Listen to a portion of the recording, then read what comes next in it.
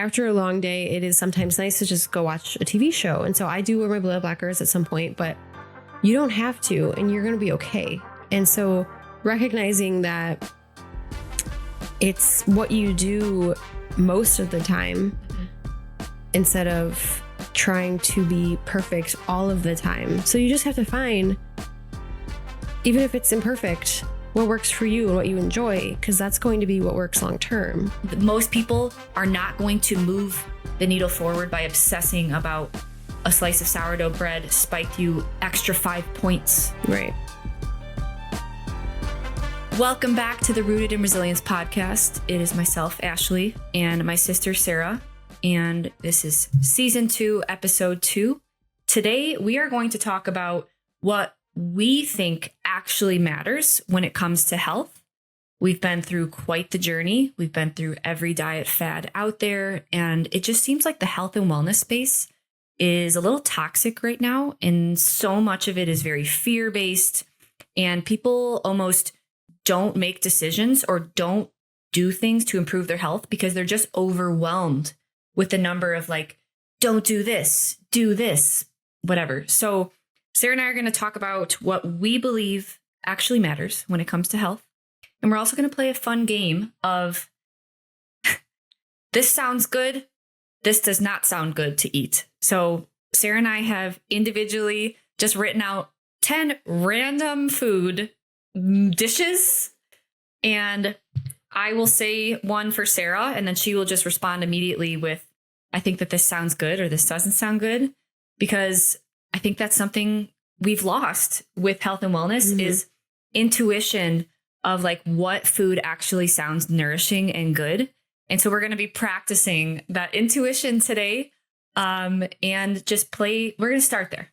Yeah, it's an interesting game because we randomly did this yesterday and I had to stop and think, like, does that food sound good? I don't know. Even if it's like a food that would normally sound good, sometimes your body can tell you more. So you kind of just got to like rapidly answer once the person fires the question. So Sarah wrote down 10 and I wrote down 10. She doesn't know what I wrote down. I don't know what she wrote down. And it's just like an immediate reaction. Okay. So who wants to start? I'll read yours. Okay. Okay. Steak. Depends on what steak. What steak? What cut? That was not an immediate reaction. I don't know. Ribeye. So like, ribeye steak. Ribeye steak does not sound good to me right now. No. Cotton candy. No. Cherry Garcia ice cream. Yes. Chocolate covered bananas. No. No. I'm not a banana person. No. So never. I would never say never, but not right now. Okay. Bosco sticks.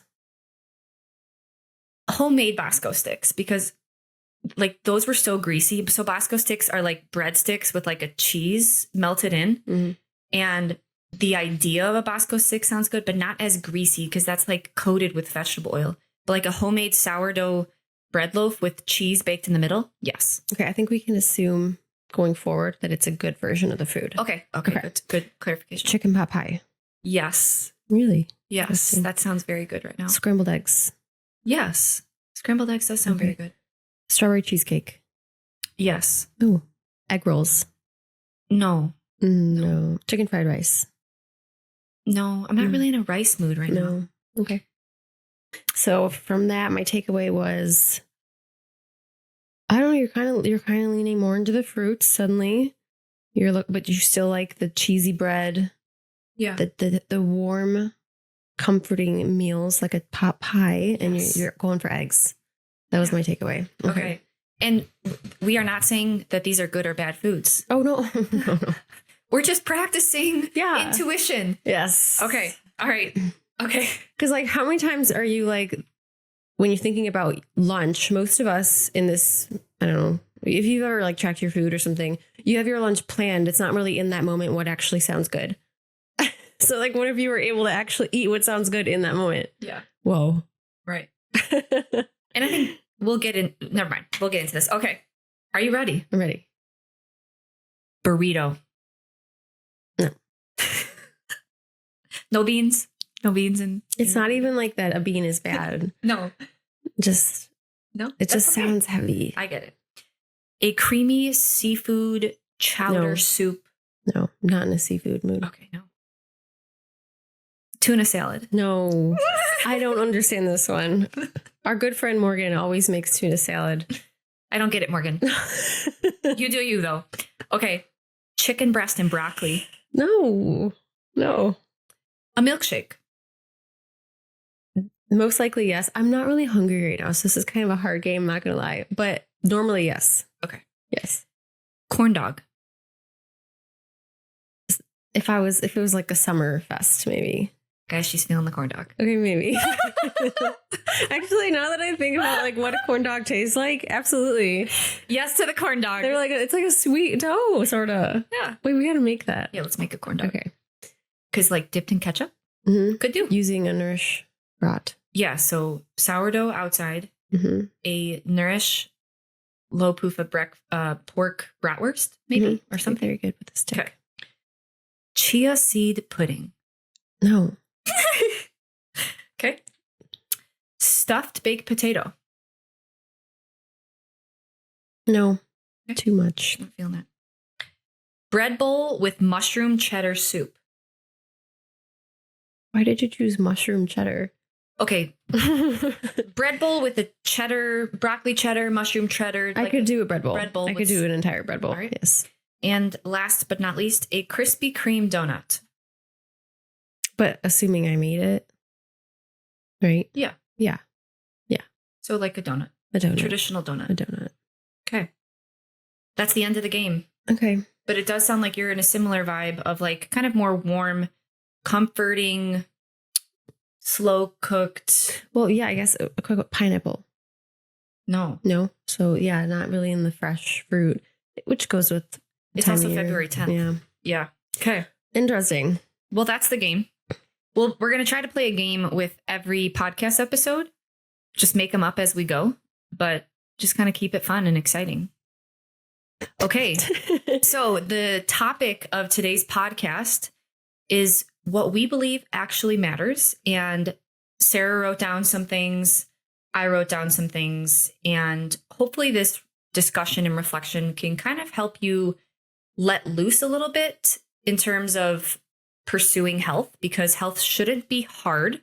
And we have all these objective health measures that it almost makes people be in like analysis paralysis, because they're analyzing every single thing that they do. And then they don't make any decisions because it's overwhelming. And health shouldn't be that way.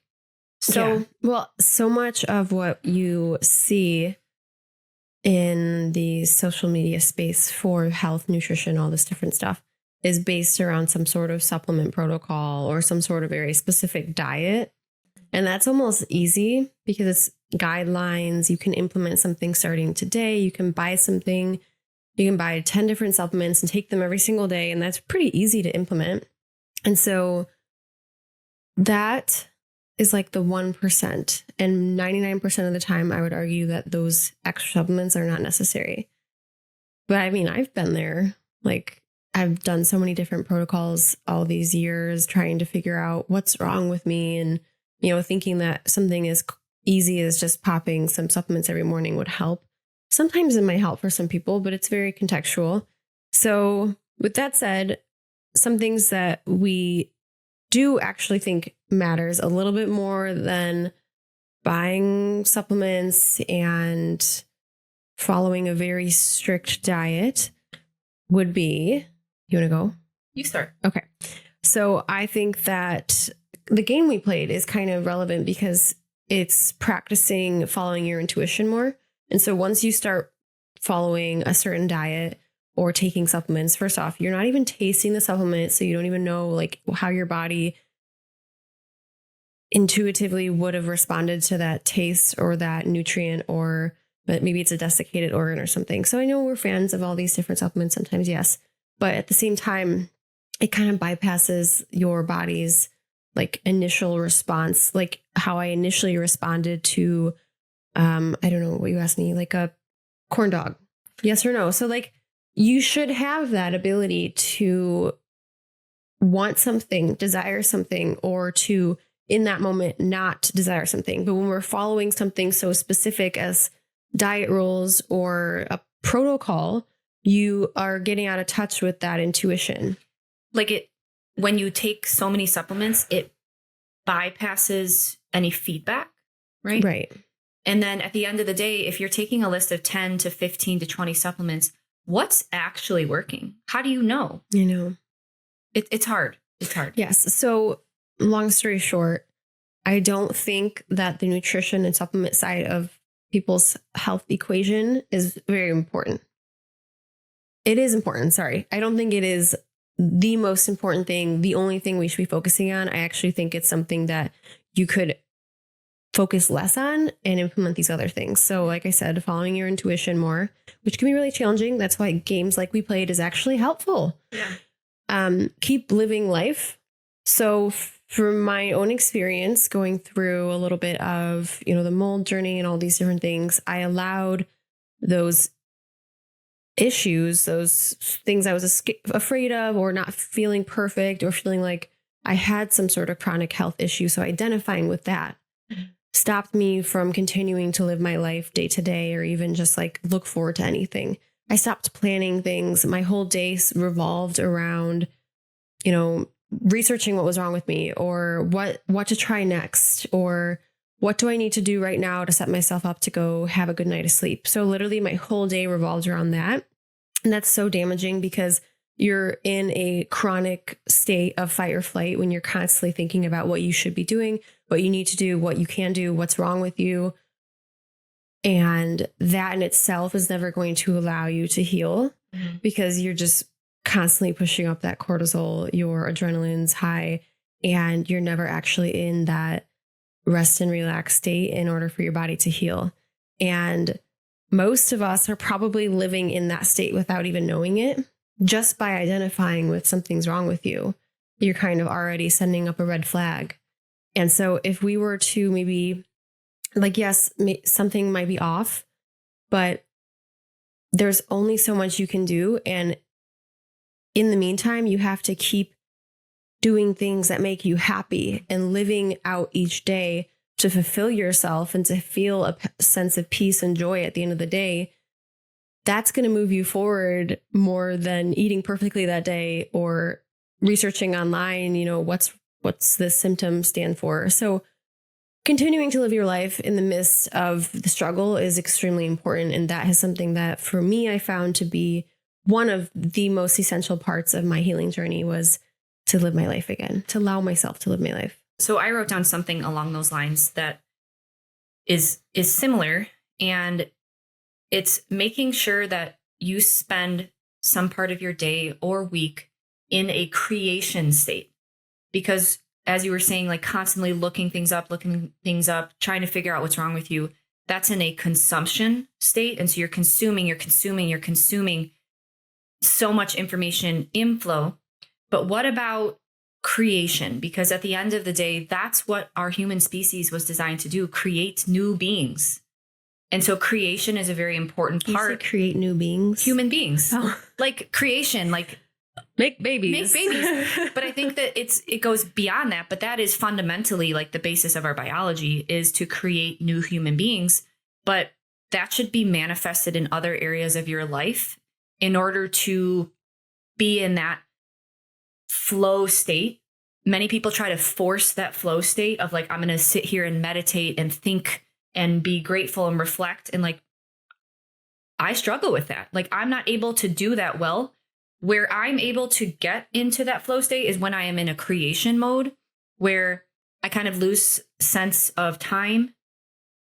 I'm not consuming something else. I'm literally in the act of creation. And so we had this great conversation with our friend Cynthia the other day, and she just had such a good way of saying this.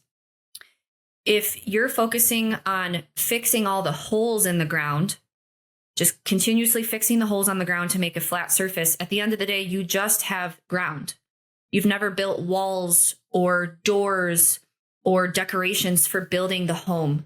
So kind of losing touch in that creation piece, I think is an issue that I see today. And so that will be different for everyone, right? So for example, Cynthia loves to draw. So her creating drawings every day. I love to be taking care of animals out in the field and being on the pasture and being a part of food creation. That for me is like really really cool. What's your kind of flow state? Cooking? Yeah, I really love to bake. So I've come back to that recently. But I also have struggled for many years now to find that. Because I mean, there were a lot of things I can recall when I was younger that I really would love to do. And even just playing with dolls. Like I know this sounds Guys, Sarah plays with dolls. I'm saying when I was little, I just remember having Polly Pockets or Bratz dolls, and you get lost in this little fantasy world. And I'd argue that's a flow state, even if you're not really, necessarily creating something that's going to go beyond the doll session. But I've struggled with that for a long time. I think in the past, maybe going to the gym in some ways I would get into a flow state at certain parts of the exercise. I used to jog when I was younger, and I remember you can get in flow state for that too. It's obviously not doing that now, but it's been hard because I stopped doing so many things when I was, in my healing journey because so that first point that I talked about, keep living life, I stopped living my life. So I lost every little random activity that I loved to do prior. So for me, getting back into that has just been going on walks and enjoying my surroundings and trying to identify in the trees, the light shining through the leaves, they look like sequins. So I know that sounds ridiculous, but it's kind of immersing yourself in your environment. And so you're very aware of your surroundings and you're picking out things that you find beautiful because you can get lost in that, even if you don't have a specific hobby. But I do love to bake. And so getting back into making things actually healthy, like sourdough and stuff has been really cool because I get to enjoy it too. Yeah.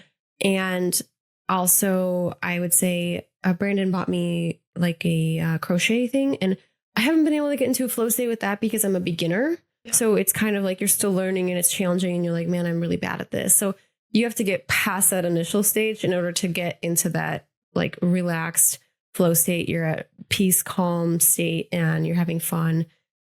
So I'm still finding mine. Yeah. So I guess that's a challenge for the audience. What is that for you? And are you spending some amount of time in your week? Of course, you have to spend some time consuming, but implementing that creation side of things, I think, is important. Yeah, definitely. I think too, you were saying that evolutionarily we created humans. Obviously, we always have created baby making, still going on today. Mm-hmm. And they also pretty much spent their whole day creating, though, because I'm talking about in the 18th century and stuff, because there was no, but so yes, there were specific people who did the baking. There were specific people who did the clothes making, but there was always a task that needed to be done in order for you to have that good, or for you to have that dish. Somebody had to make the bread. Somebody had to raise the animal.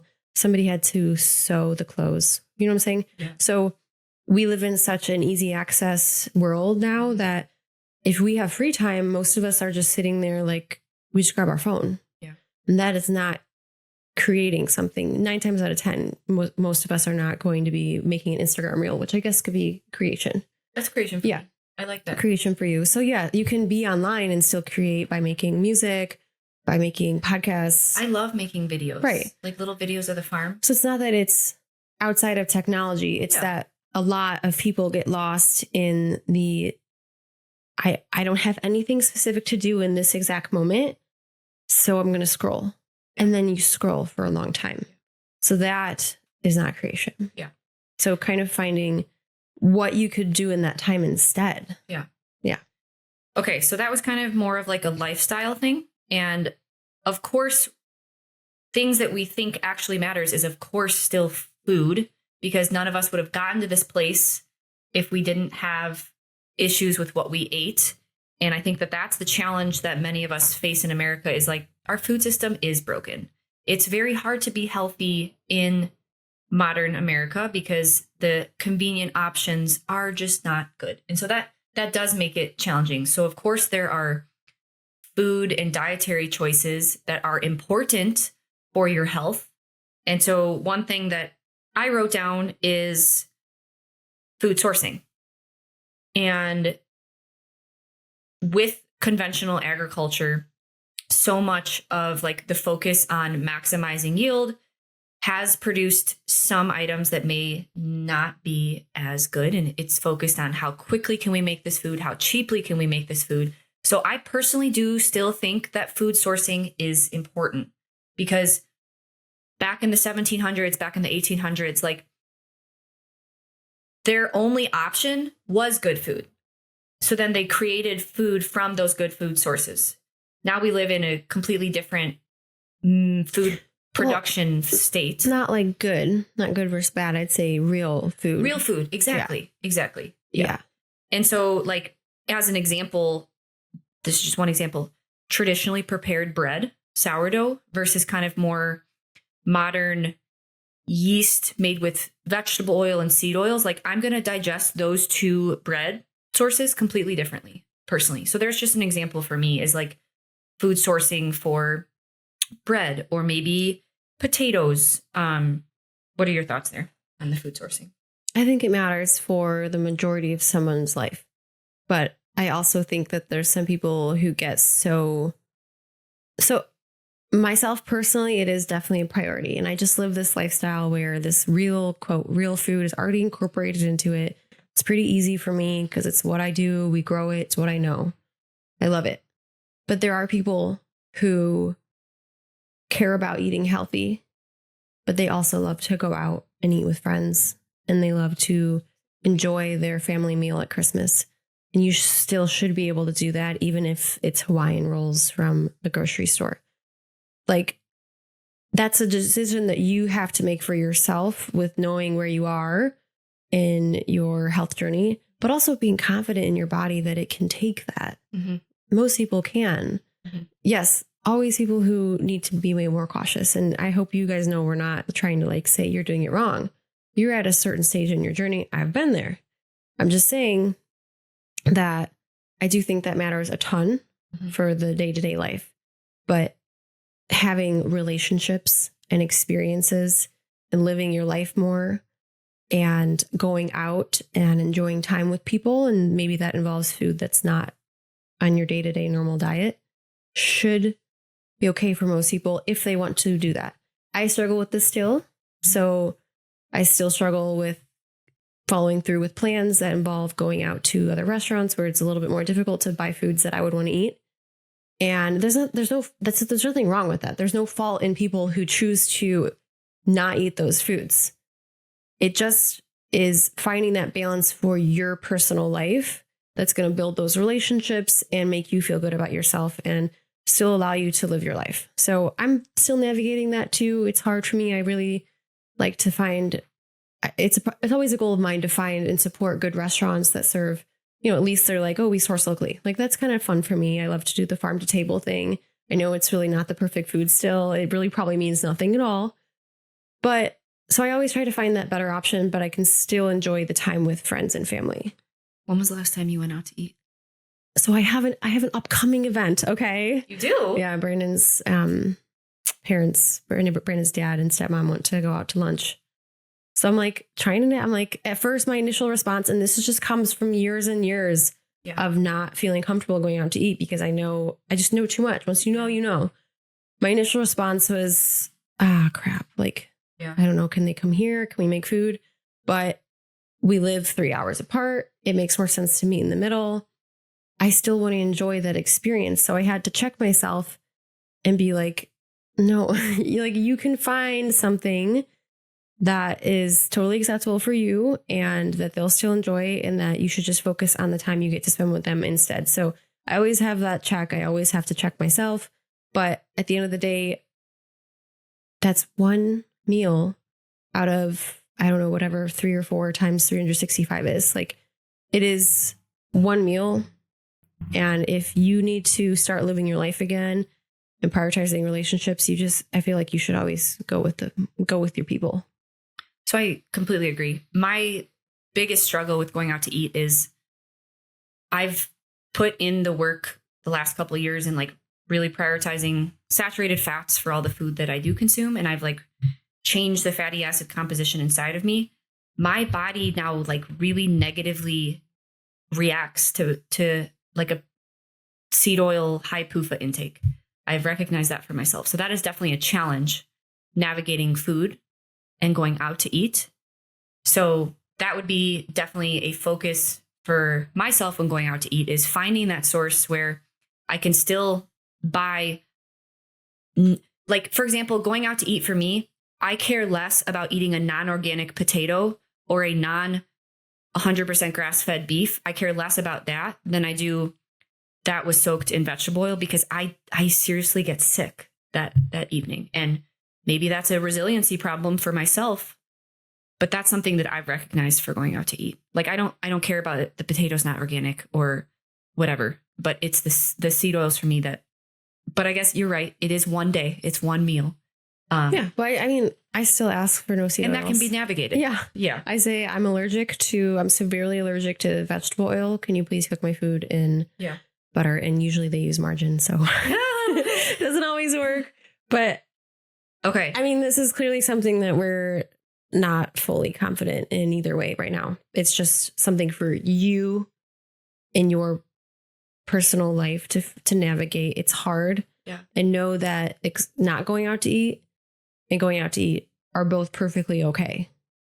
You just have to choose in that moment, what matters most to you. I truly don't think that someone can be healthy going out to eat a lot each week. No. Girl, I don't think they are if they're listening to this podcast. Okay. I'm just saying, don't feel like you've let somebody down if you go out to eat. Yeah. And you eat something not perfect. But also on the flip side, feel confident in expressing your needs and saying that I can't eat this food. I am allergic to vegetable oils. Yeah. I get a strong allergic reaction to seed oils. Yeah. Can you please not use them? So I ended up looking at the town that we're going to meet halfway, me and Brandon's parents. Yeah. And there's this restaurant that's got like bowls. And it's like a healthy food restaurant. So it's usually an option, even in middle of town, middle of nowhere, Michigan.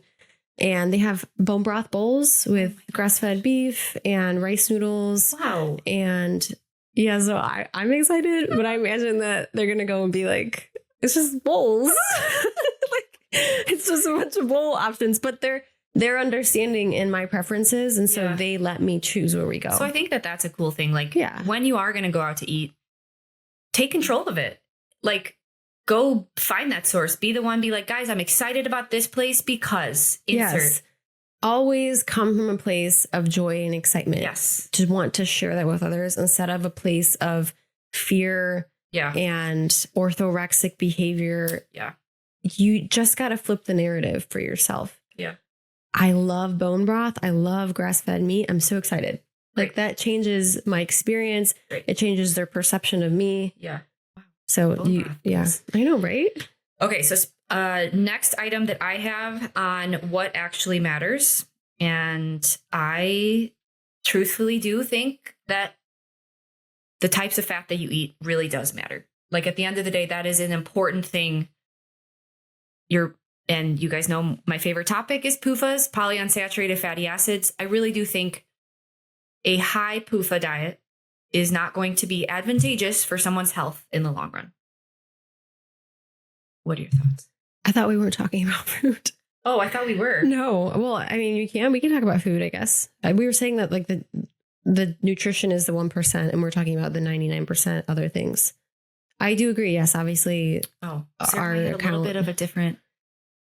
That's fine. So yes, because you already said when you go out to eat, you spent X amount of time depleting the PUFAs in your body. So you don't want to just continuously re-eat because yes, there's a 4, 5, 6 year turnover of the fats in your body. So I do agree. And that's why I make these decisions when I go out to eat to say I'm allergic to vegetable oils, or strategically ordering something that isn't likely to be cooked in oil is always a smart move.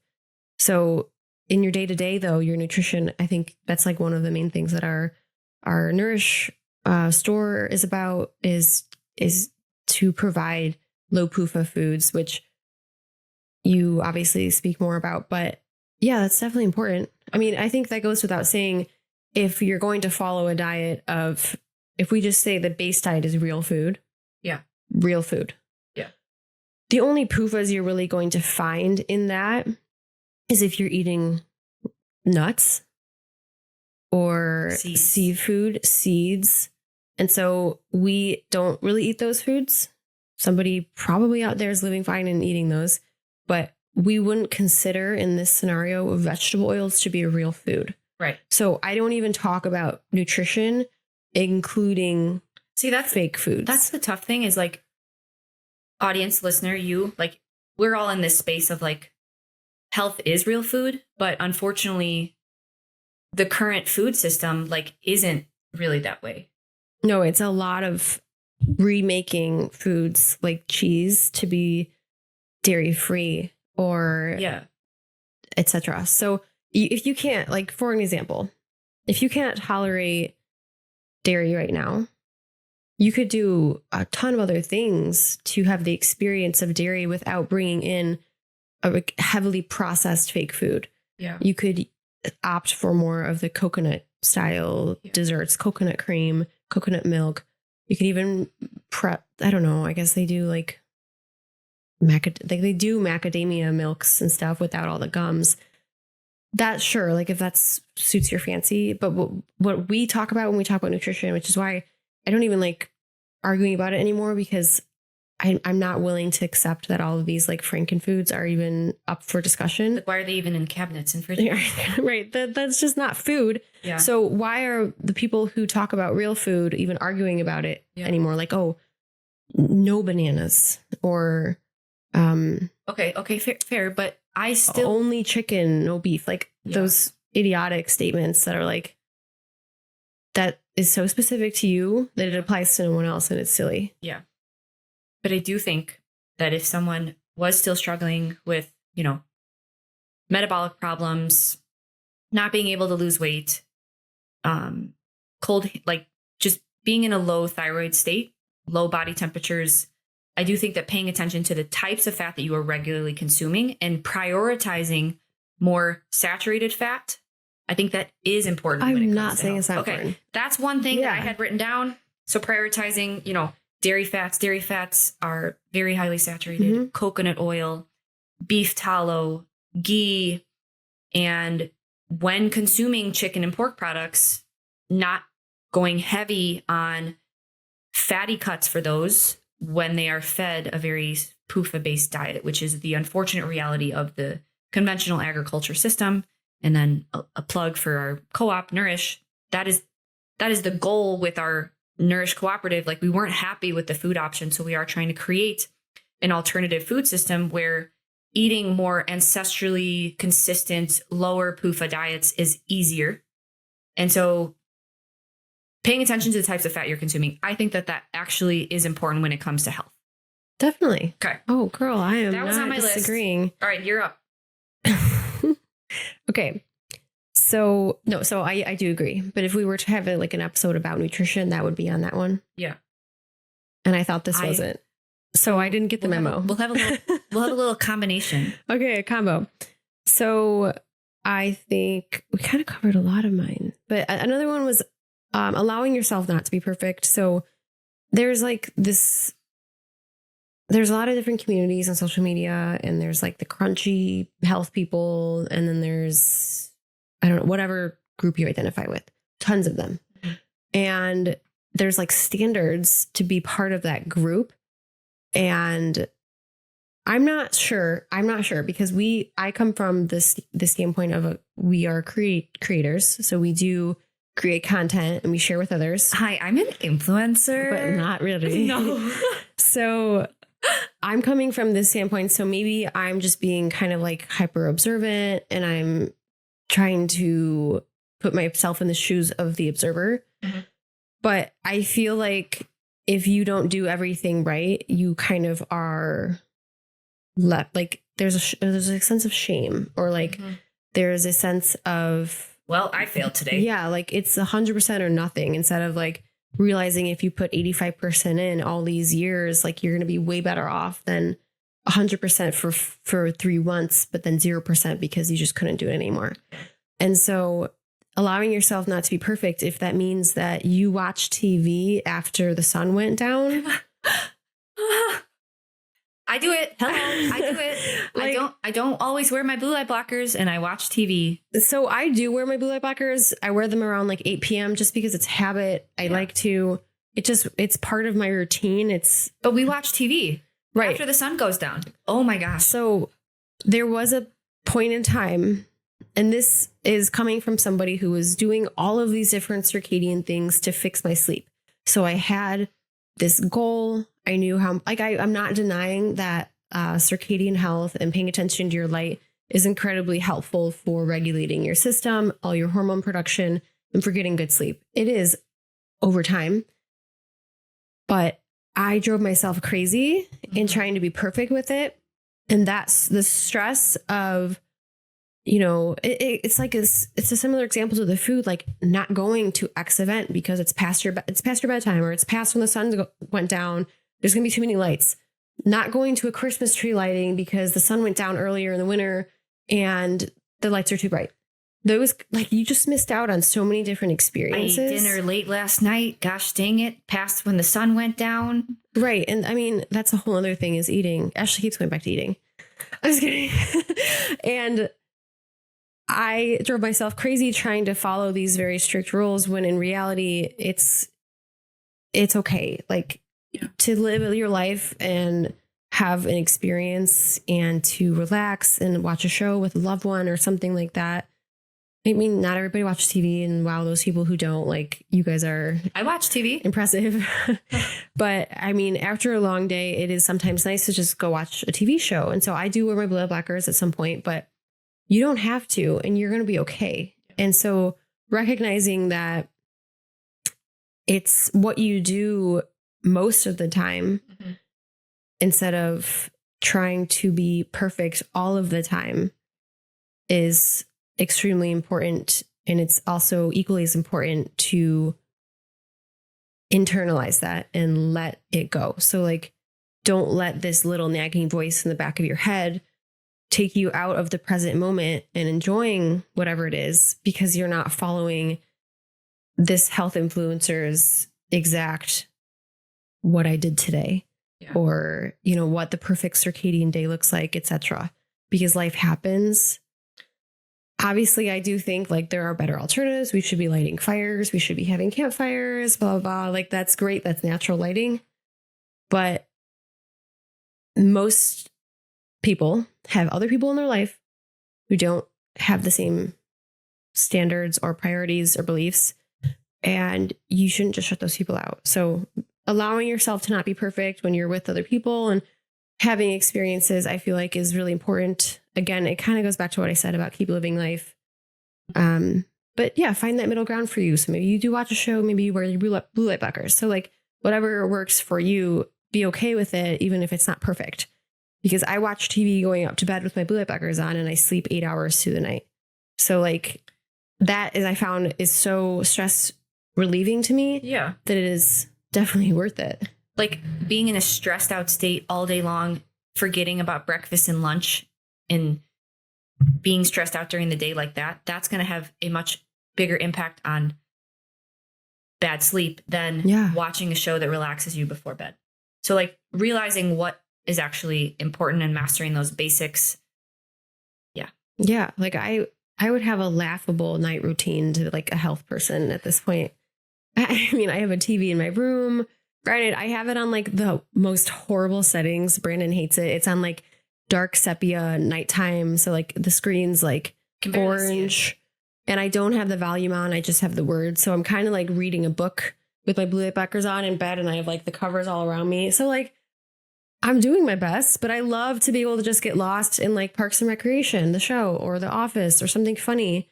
And then boom, within 5 minutes, most of the time I'm asleep. Yeah. So you just have to find, even if it's imperfect, what works for you and what you enjoy, because that's going to be what works long term. Yeah. Yeah.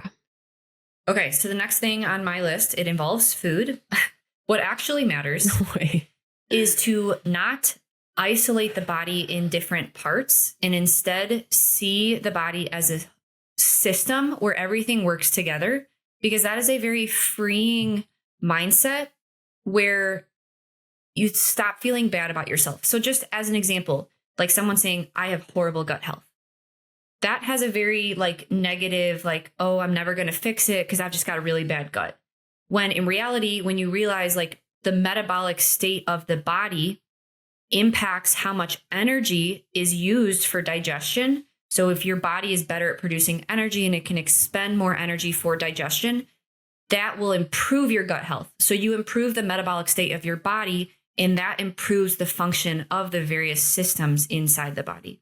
So I think viewing the body as a system, not as these isolated parts like Western medicine has, you've got doctors going into various training fields with specialization in various areas, and instead focusing on what runs the body, and that's energy production, converting the food that we eat, the light that we get into energy so that the body can use it to run itself. The body can't function without energy. So when we are in a low energy production state, some functions gotta go, like something's gotta give. And so instead, I just think that is a more forgiving mindset for yourself, where you don't see yourself as broken.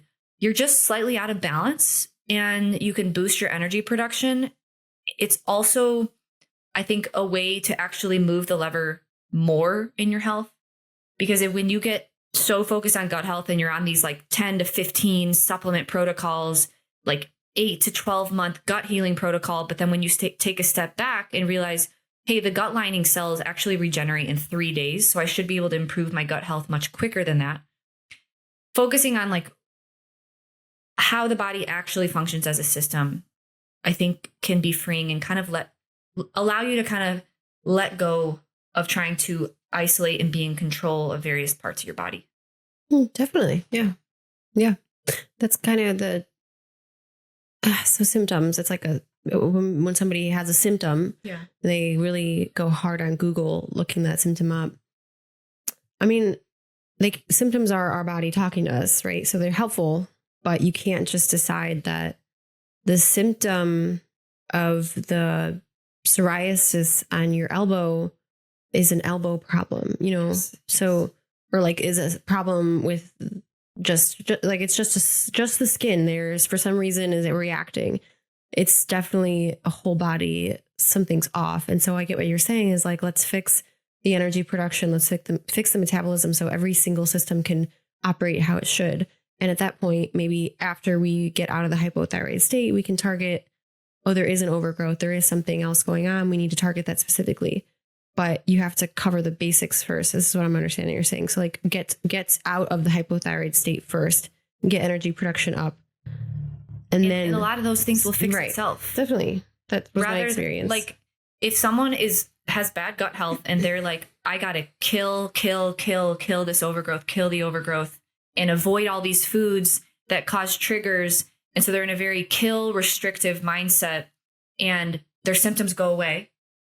That's not fixing the problem, because if you add those foods back in, you're going to have the same symptoms pop up. That's like a symptom suppression rather than fixing what led to that issue in the beginning and a low energy state.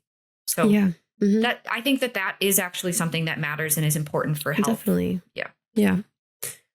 So to kind of piggyback off that, you said the statement of like, oh, I have bad gut health or something, like somebody making that declaration.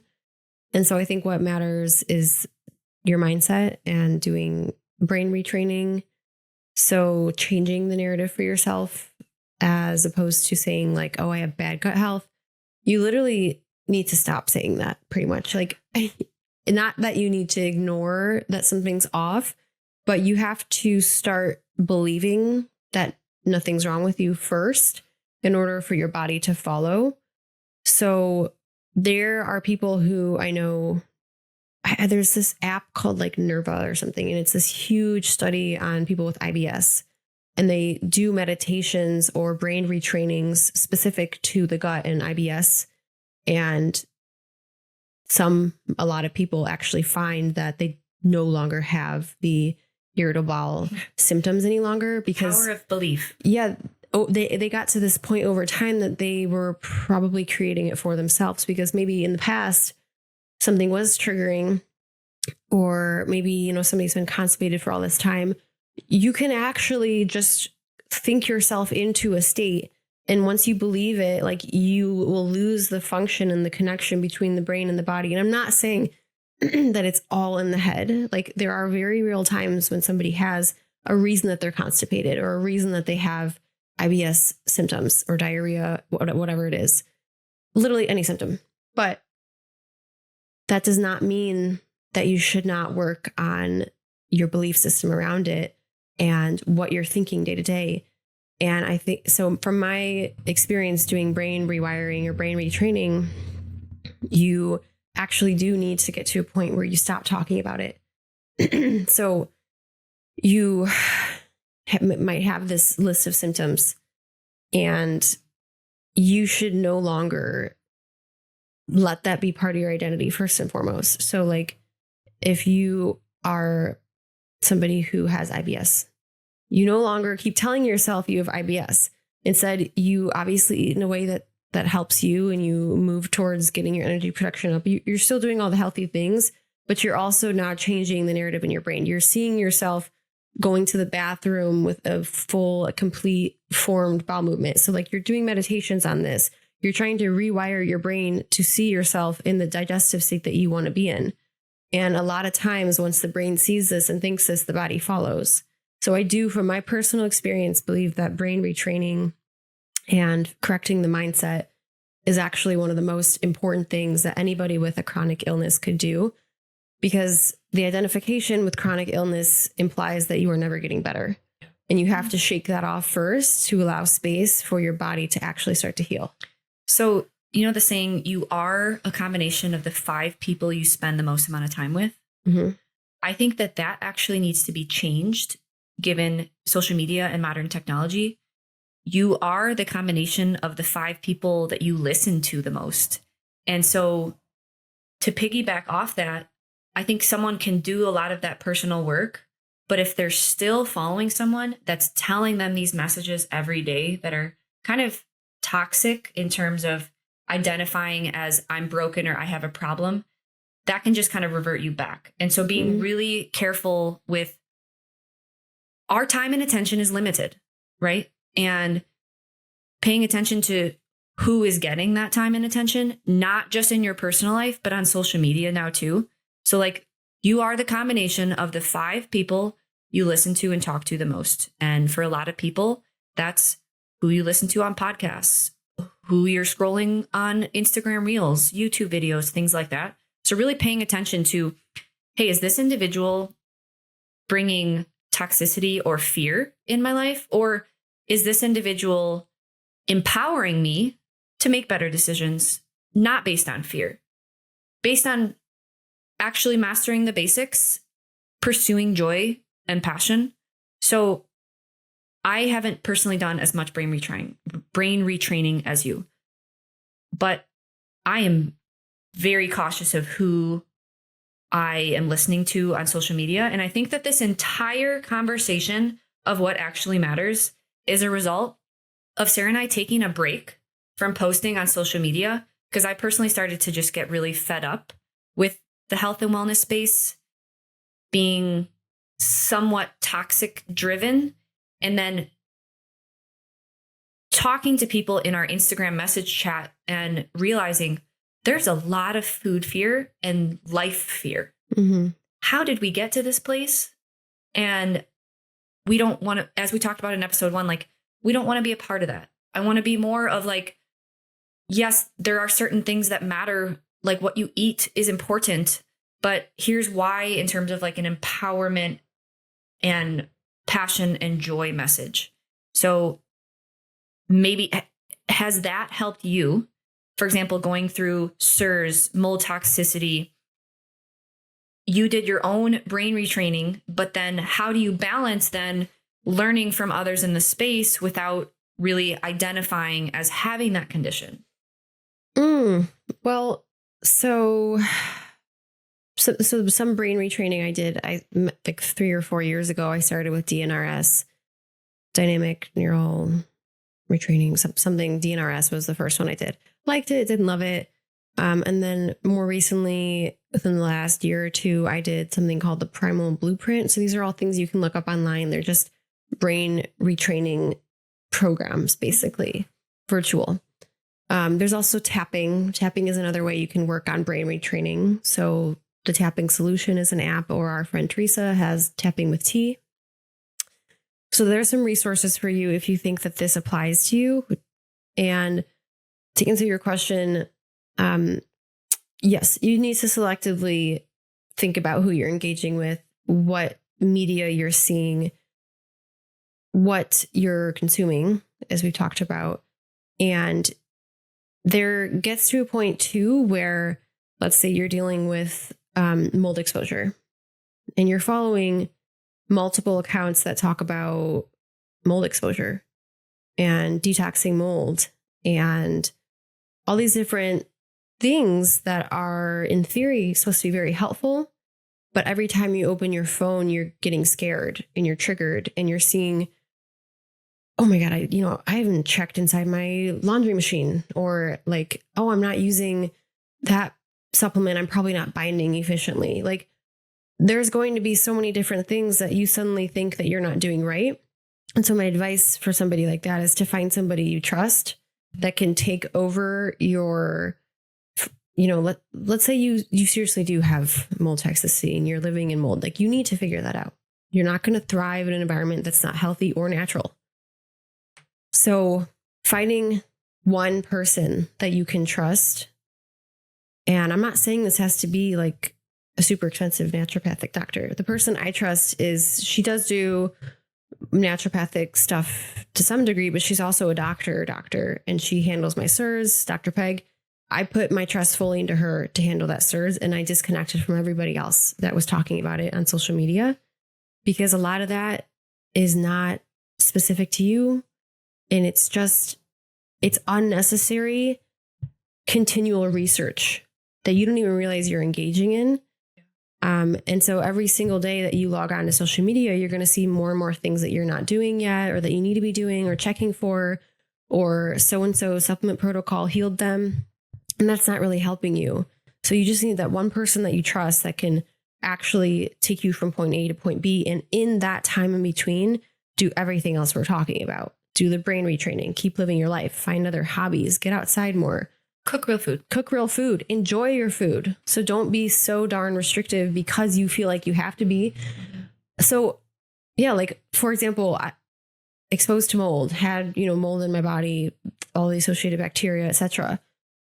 But I can eat dairy and sourdough. Like, those are two foods that most people would say, oh, absolutely not. Yeah. Do not eat those. Yeast, get away, like all these different things.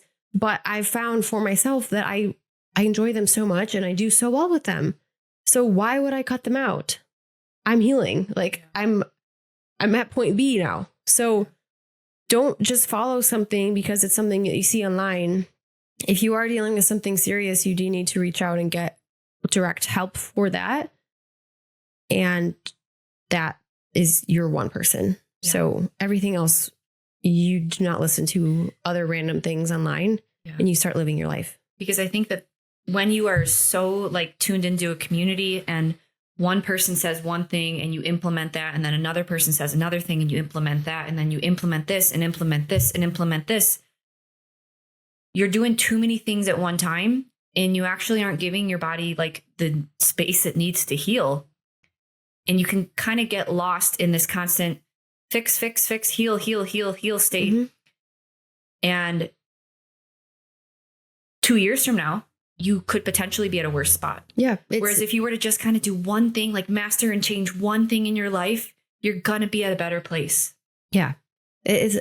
So I know a lot of people requested we do a SIRS update. So we'll do a separate one on that. Yeah. But logging on to social media and finding all these different accounts talking about this topic is it's addictive.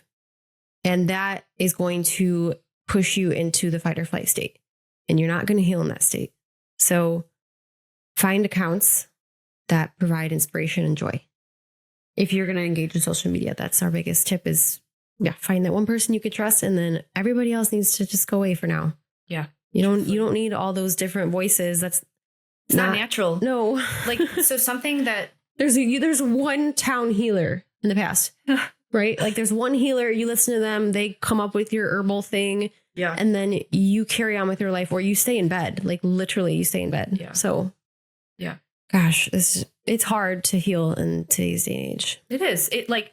I don't want these conversations to create messages that intuitive eating and eating whatever and like all food is the same. Like we're not saying that. Like you can't just go to the grocery store and eat like ho-ho cakes. Is that the right word? You can, but yeah, you shouldn't. That's not food. See, like, again, that's just not food. That's not what Brandon, that's not food. That's not what we're saying. But there are now camps that are identifying real food as good or bad and creating all these all these toxic mindsets that we're in analysis paralysis. And just an honest reflection of what you're consuming regularly, who you're talking to regularly, who you're listening to regularly, and maybe filtering that down a little bit, you know? Yeah, we follow like over 400 something people on Instagram. And I was like sort of going through that and I wanted to unfollow, but I'm like, oh gosh, like, is that it's mean? time to unfollow. Like, guys, oh no. 2024, it's time to unfollow. It is. Yeah. It is. And that's okay. That's okay because you have to protect your energy. You've got to protect your time and attention. And it's at the end of the day, it's not going to impact someone really like your unfollow. So, all right. Are there any other things that you would like to discuss of like what actually matters? I would love to do another one where we're on the same page of like health things, because I wrote down some things that like people are so obsessed with right now. Let's do a future one. What actually matters in nutrition. Okay. So we'll talk about that then. But okay. I think, so just going down my list, we talked about keep living life. We talked about brain retraining, having hobbies. So getting into a flow state, allowing yourself not to be perfect. So just really quickly, the rest of the things I may have on my list are relationships and faith, whatever that looks like for you. So really nourishing good relationships in your life and working on building those, because it's the determining factor of longevity. There's like many studies on this. For somebody to live a long, healthy life is their community. Yeah. Those that have a community, a healthy community that they feel is available to them at any given moment, those are the people that live the best and longest lives. Because think about it, like if you had something seriously wrong with you, it's midnight and you don't have anybody to call, that is an isolating experience. And we are not meant to be alone. So cultivating and continuing to build those relationships. So do not isolate yourself if you are struggling or going through something. You need to build relationships. If you don't have anybody in your life, you need to work on finding somebody in your life that can be there. And faith, whatever that looks like for you, it can be very helpful. Yeah.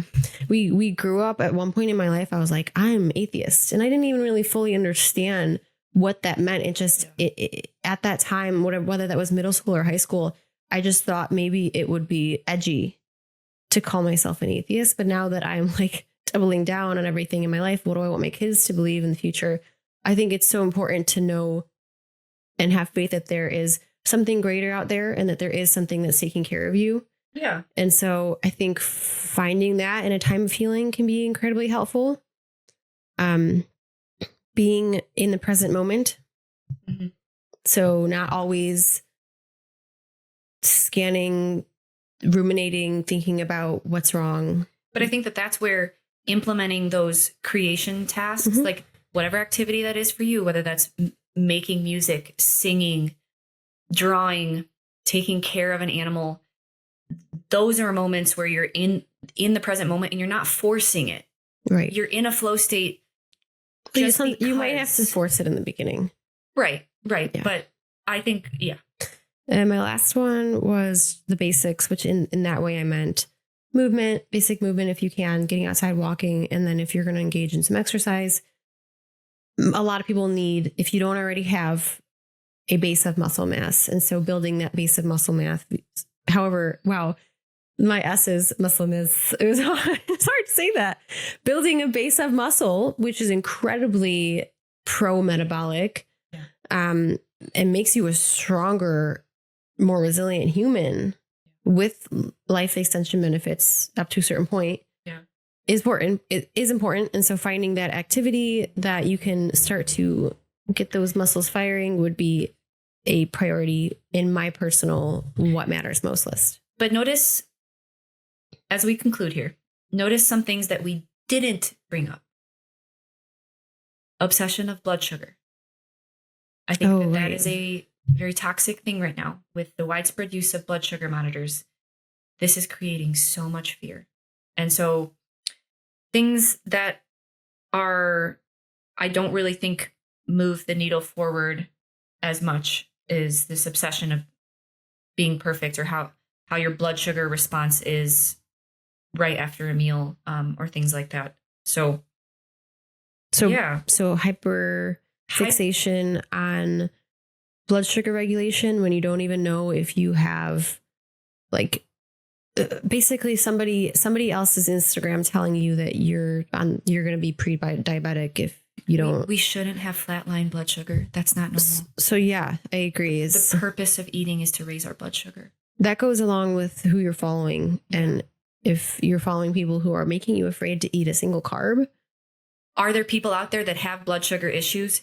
Yes, but it's not because of the carbs spiking your blood sugar. There's a reason, there's a metabolic reason why that blood sugar is staying elevated. Yeah.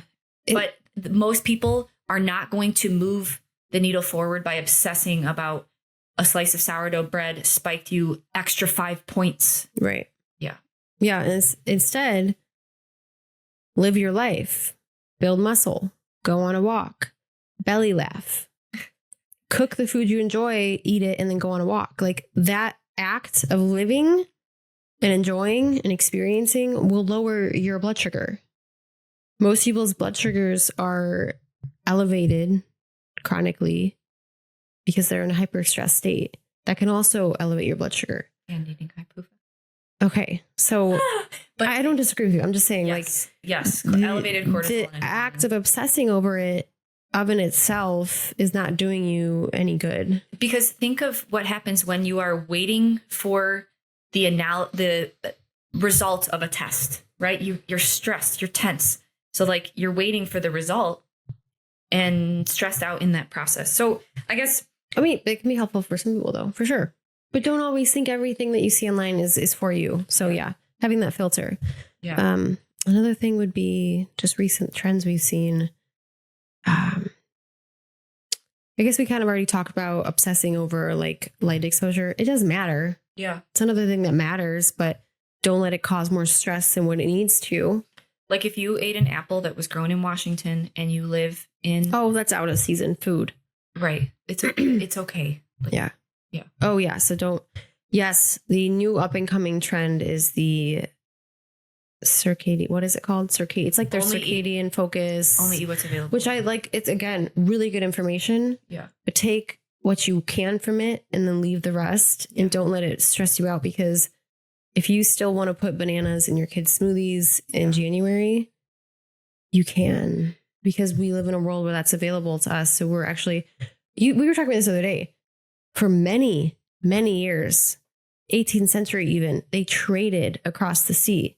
Yeah. So yes, they would have food available. What's an example of something they imported? In 1700 America, they imported food. Well, they would import salt. So you're telling me back then they couldn't use salt if they weren't able to mine it in their specific area. They also imported sugar and onions. And I don't know, many spices. Things. Eventually they had tomatoes. How did they get those tomatoes? Somehow. Tomatoes got here. Many things. This is like not all factual right now. Like we don't know like where they were coming from. But the example is that just like we've done that for many years. So don't worry if you're doing that. Picking strawberries from your local strawberry patch is amazing. But this is just an example situation. There's someone that is now hyperfixated on only having food in their area. That's a main focus. Then now they can't eat when the sun goes down. So it's like 8 p.m. Crap, I haven't eaten all day. And then, oh my gosh, my blood sugar response. And oh my gosh, like the... Wait, yeah. So this person that you're describing, so let's say that they intermittent fast, so they skip breakfast. Yes. They had a busy lunch, so they actually missed lunch. It's 8 o'clock. The sun already went down. Oh, can't eat. Sun's so down. They ate no calories. But this is just an example of someone getting input from all these different areas and not being successful in the basics because they're so stressed out with all of the other noise. The biggest problem in that scenario is simply that they're under eating.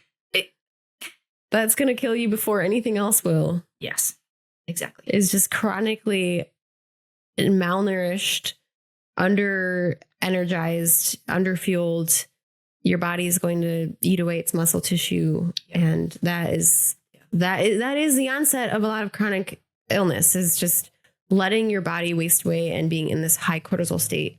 Yeah. And so the body does not run on thin air. Yes, sunlight is important for getting energy, but so is the food that you consume day in and day out. Yeah. So speaking of food, it's lunchtime. Yeah. That was interesting. What came to mind at the end is, so another thing that doesn't actually matter. Yeah. Well, so we talked about like blood sugar. So sorry, guys, just to confirm, blood sugar does matter. What Ashley's saying is the hyperfixation on this trend of tracking it. It's causing orthorexia. Yeah. I would say this is actually something that does matter, that is involved with tracking. So now we're back to what does matter. Okay, she's switching back. I would say it does matter because, we wanted to do a future episode on like just devices. For now, what does matter is from time to time checking your temperatures. Oh, yeah. To see if you are in the state that Ashley described in the beginning, the low energy state, in a hypothyroid state, because in that state, nothing else matters. Yeah, you are not going to be able to fully heal. If you are in a low metabolism state, so low body temperature, and you are avoiding oxalates, keeping your blood sugar low. She's reading from her list. Avoiding all of these like good, bad food things. It doesn't matter. It doesn't matter. Because metabolism and how the body works as a system is ultimately the thing that's going to move your health forward the most. Yeah. Yeah. And that's that to me provides ease. Yeah. It's one thing you got to focus on and work on. Yes. That's going to move the needle forward more. There are many ways to improve the metabolism too. Yes. So yes. Dr. Ray Pete's words there is, it's beautiful. There's many ways to accomplish this goal. His exact quote, the main goal, we'll have to paraphrase. The main goal. Nope, that's not it at all. It doesn't start that way. It's something along the lines of improving the metabolic rate is like the main goal, and there are many ways to achieve this. And so basically what we're saying is get that metabolism up, get out of the hypothyroid state. And from there are a lot of different avenues to take as far as what you want to experiment with your health. And you know what, maybe drop the whole health problem thing and start living your life. Yeah. So that went a little bit haywire at the end there, but hope you guys enjoyed this episode. We did ask for some topic suggestions from our Instagram stories. So we do have a lot of topics to talk about. But as you can see, the trend of this season is a little bit breaking the chains of the health world that we feel like we got really involved in, and providing a different perspective that hopefully can comfort some of you who feel very overwhelmed, scared, or kind of more lost than you were when you began your health journey, which is so unfortunate. So how to move your health forward without a toxic fear-based mindset. Yeah. Okay. Well, that's a wrap for season 2, episode 2. And we hope you guys enjoy and have a great rest of your week. And we will chat with you guys soon.